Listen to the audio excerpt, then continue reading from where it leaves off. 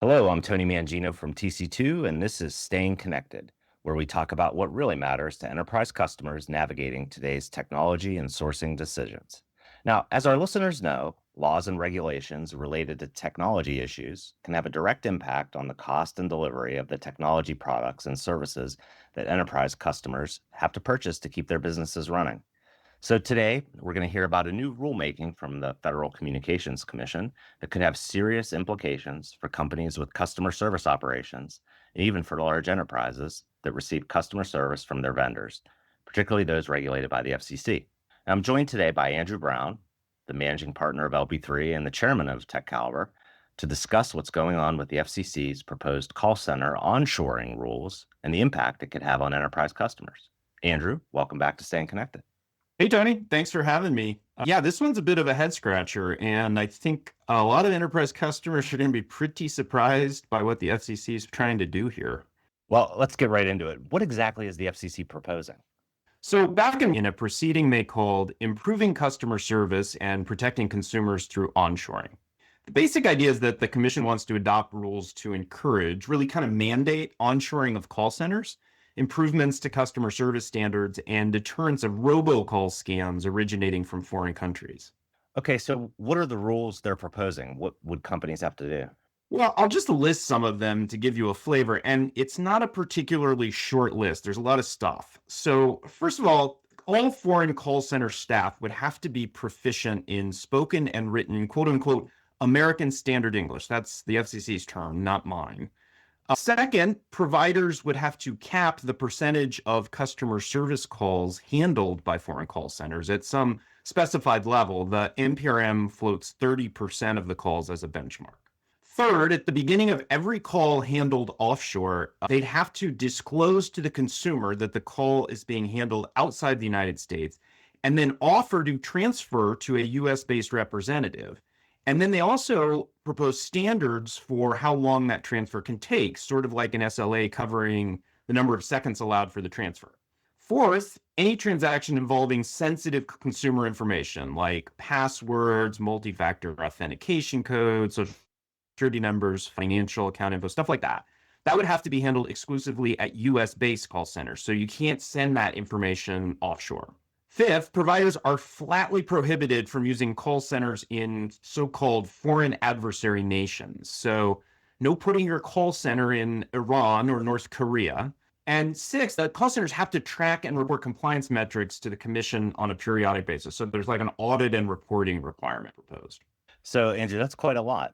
Who exactly do these proposed rules apply to? Customer service support provided by companies that the FCC regulates, your telecom companies, cable companies, that kind of thing? Right. Well, that's what you'd think. So the proposed rules would apply to providers of telecom services and, wireless services, internet and VoIP, cable TV, satellite, that kind of stuff. And they're also asking about extending these requirements to non-voice channels like online chat, email, and text messages. But here's where it gets really interesting and frankly a little absurd, because the commission asks whether it can or should extend these rules to non-communications products and services. And they're asking whether they can use Section 251E of the Communications Act, which is the provision that gives the FCC jurisdiction over the North American Numbering Plan, as a basis for regulating essentially any business that uses a U.S. telephone number.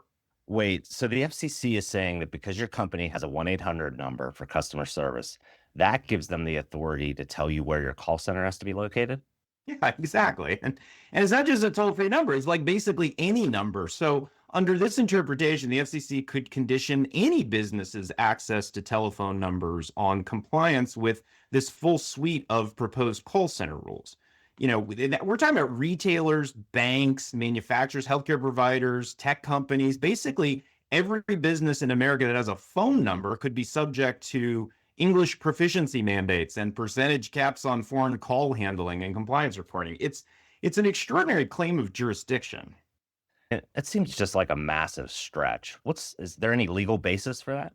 Well, it's incredibly thin. I mean, Section 251E is about telephone number administration, the very technical process of allocating and assigning numbers within the North American Numbering Plan.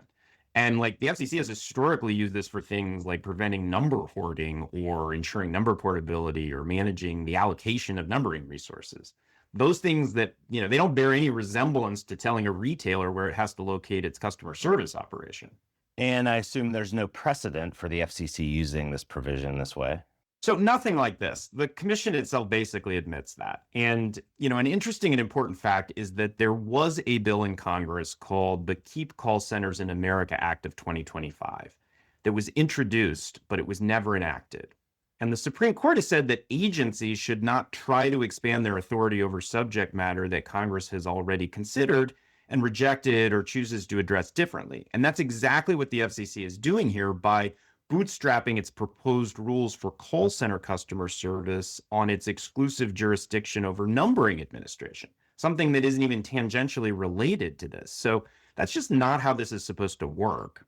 Andrew, let's talk about what this means for enterprise customers specifically. Why should our listeners care about this? It matters to enterprise customers in two ways.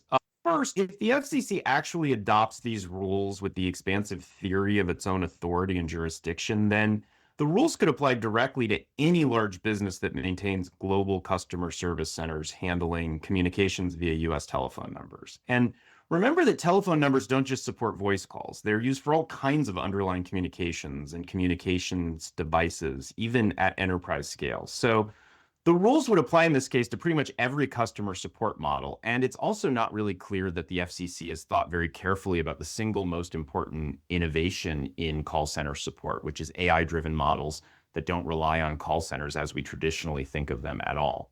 And second, even if the rules are limited to traditional communications providers, enterprise customers that buy telecom and IT services would still feel the impact because their providers would face significant compliance obligations, onshoring mandates, reporting requirements, restrictions on handling sensitive data offshore, and those costs will certainly get passed through to end users.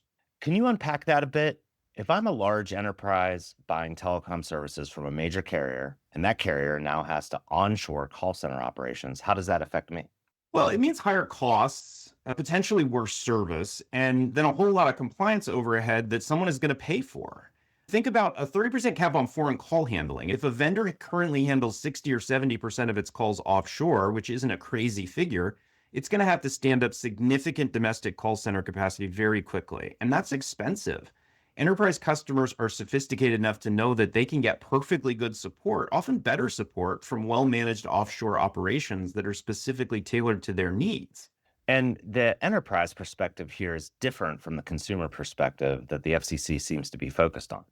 Completely different. The FCC's rationale is that offshore call centers lead to poor customer service, language barriers, data security vulnerabilities for consumers.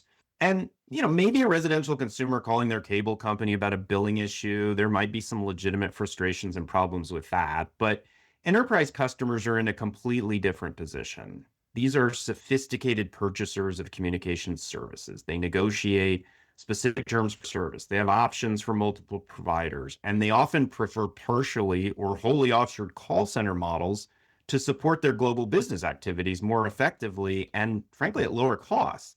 They don't need the government stepping in to tell them what kind of customer support is appropriate for their businesses. They can figure that out themselves. So unless the FCC adopts an exemption for support to enterprise customers, which we've asked them to do, there's going to be a restriction in cost increase in the way they might support their global accounts. Andrew, what about the sensitive transaction requirement? That one seems like it could be particularly burdensome. The proposal that any transaction involving, passwords and MFA and social security numbers, those must be handled exclusively at US-based call centers is really broad. I mean, if you think about what that covers in practice, virtually every meaningful customer interaction involves some sort of identity verification or account access. So if you're an enterprise or your provider's support team needs to verify identity before providing a support, and that call now has to be domestic regardless of where the call started, the compliance logistics of routing calls in real time based on content are really challenging, to say the least. And the reporting requirements? They want call center providers to report on the English proficiency of their foreign call center workers. Not clear exactly what that means. The number or percentage of calls routed to foreign versus domestic centers, transfer rates, wait times, dropped calls, basically the full operational metrics of their call center business. And that's just a huge compliance burden if you have to do it. And again, there are costs associated with that. And those are going to get passed through to customers, which matters if you rely on these services that you're buying from someone else or from a vendor that's supporting your account. All right, Andrew. So, big picture, what should enterprise customers be doing right now?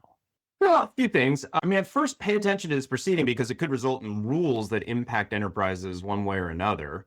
So you need to know what those are. Second, if you're relying on offshore call center support from your communications providers, or if you operate your own offshore customer service, or if you outsource it to someone who provides offshore customer service, you really need to understand that this NPRM, even if it doesn't survive legal challenge, signals regulatory interest in the area that isn't going to go away.